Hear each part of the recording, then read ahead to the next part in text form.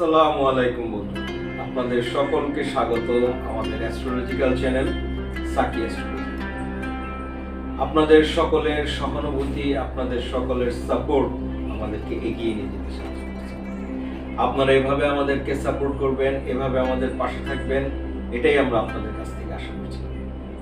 যখনই রত্ন পাথর সম্পর্কে কোনো প্রশ্ন, যখনই ভেদিক অ্যাস্ট্রোলজি সম্পর্কে কোনো তথ্য, একটি মাত্র চ্যানেল সাকি অ্যাস্ট্রোলজি। আমরা আপনাদের জ্যোতিষ সংক্রান্ত সকল ভ্রান্ত ধারণা থেকে বেরিয়ে নিয়ে এসে সুন্দর স্বাচ্ছন্দ্য করে একটি জীবন উপনীত করার চেষ্টা করে থাকছি। আশা করি আপনারা সকলেই উপকৃত হচ্ছেন। আজকে বন্ধুরা আপনাদের সামনে আমরা উপস্থাপন করছি রত্ন পাথরের জগতে আরেকটি মূল্যবান রত্ন পাথর, যা আপনারা আগেও হয়তো জেনেছেন, তারপরেও আমরা আপনাদের সামনে উপস্থাপন করছি। আজকে আমরা আপনাদের সামনে উপস্থাপন করছি শনি গ্রহের রত্ন পাথর ব্লু সাফায়ার, নীলা। নীলার মধ্যে আরেকটি নীলা সম্পর্কে আমরা আপনাদের সামনে আজকে আমরা উপস্থাপন করব। সকলে আমরা ব্লু সাফায়ার সম্পর্কে জানি। ব্লু সাফায়ার দারুণ একটি রত্ন পাথর, শনি গ্রহের সাথে রিলেটেড। বার্থ চার্টে শনি গ্রহটি যখন উচ্চস্থ থাকে তখন অবশ্যই আপনার চারিদিক থেকে ধন, বরকত এবং উচ্চ মর্যাদা সম্পন্ন স্থান প্রদান করে থাকে। এবং আমরা সকলেই জানি শনি আমাদের কর্মের কারণ। কর্ম যার ভালো, সবকিছুই তার ভালো। সুতরাং এতে বলতে কোনো রকম অপেক্ষা রাখে না।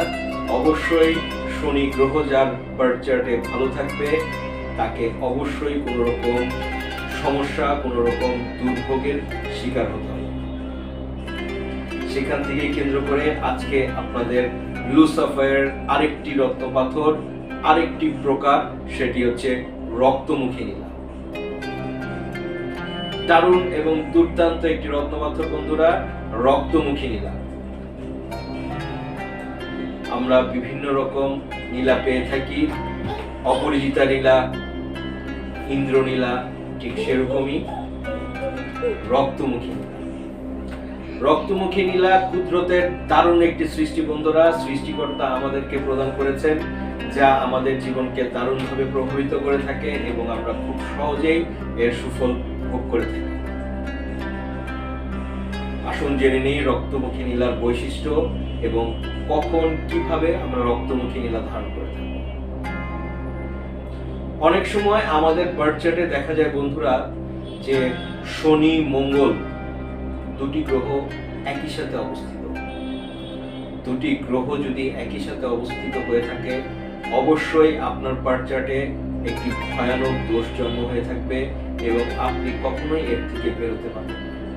কারণ শনি এবং মঙ্গলের সম্পর্কতায় আপনাকে চারিদিক থেকে বিভিন্ন রকম সমস্যা তৈরি করে দেবে। সেখান থেকেই আপনি উত্থান পেতে হলে আপনাকে অবশ্যই ব্যবহার করতে হবে রক্তমুখী নীলা। যাদের বার্থ চার্টে দেখা যাচ্ছে মঙ্গল কারক গ্রহ, সেখানে শনি অবশ্যই তাকে ভালো সাপোর্ট দিতে পারবে। আবার দেখা যাচ্ছে যেখানে শনি কারক গ্রহ, সেখানে অবশ্যই মঙ্গল তাকে ভালো সাপোর্ট দিবে। দুটি গ্রহই বন্ধুরা অতপ্রতভাবে একে অপরের শত্রু। তো সেখান থেকেই দুটি গ্রহের রত্ন পাথর আমরা ব্লু সাফায়ার, স্বাভাবিক নীলা এবং রক্ত প্রবাল একত্রে পরিধান করতে পারি না। এতে আমাদের বিভিন্ন রকম সমস্যা আরো বাড়ে। সেখান থেকেই কেন্দ্র করে আমরা ব্যবহার করতে পারবো দারুণ একটি রত্ন পাথর, সেটি হচ্ছে রক্তমুখী, যার মধ্যে 70% থাকবে নীলা এবং 30% থাকবে মঙ্গল। যখন একটি নীলার মধ্যে লাল রং দ্বারা বেষ্টিত হবে বা লাল রকমের আভাযুক্ত থাকবে, তখন সেটি তৈরি হয়ে যাবে রক্তমুখী নীলা। রক্তমুখী নীলা দুর্দান্ত একটি রত্ন পাথর বন্ধুরা। অবশ্যই এটি পরিধান করার আগে একজন দক্ষ অ্যাস্ট্রোলজারের মাধ্যমে আপনাদের বার্থ চার্ট বিশ্লেষণ করে নিন, অন্যথায় সুফলের পরিবর্তে আপনাদের অসুবিধা সৃষ্টি হবে। এভাবে আমরা খুব সহজেই রক্তমুখী নীলা ব্যবহার করতে পারবো বন্ধুরা। অবশ্যই রক্তমুখী নীলা ব্যবহারের আগে আমাদের জানা প্রয়োজন আমাদের লগ্ন কি, আমাদের রাশি কি, আমাদের সাথে আসলেই কি রক্তমুখী নীলা যাচ্ছে নাকি যাচ্ছে না। এটি জ্যোতিষ শাস্ত্রের দারুণ একটি প্রবাদ রয়েছে, রক্তমুখী নীলা রাজাকে করে দেয় ভিক্ষুক এবং ভিক্ষুককে করে দেয় রাজা।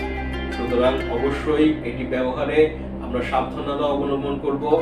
আপনারা যদি আমাদের দ্বারা আপনাদের বার্থ চার্ট বিশ্লেষণ করতে চান, অবশ্যই স্ক্রিনে দেওয়া টেলিগ্রামে আমাদেরকে নক করুন অথবা মেইল অ্যাড্রেসে আমাদেরকে নক করুন। প্রসিডিউরের আশা করুন, আশা করি আপনি দেশের যে প্রান্তেই থাকুন না কেন, আমাদের সহায়তা আপনাদের জন্য বয়ে নিয়ে আসবে সুফলতা। এভাবেই আমাদের পাশে থাকবেন, এভাবেই আমাদেরকে সাপোর্ট করবেন। আজ এ পর্যন্তই। Have a nice day.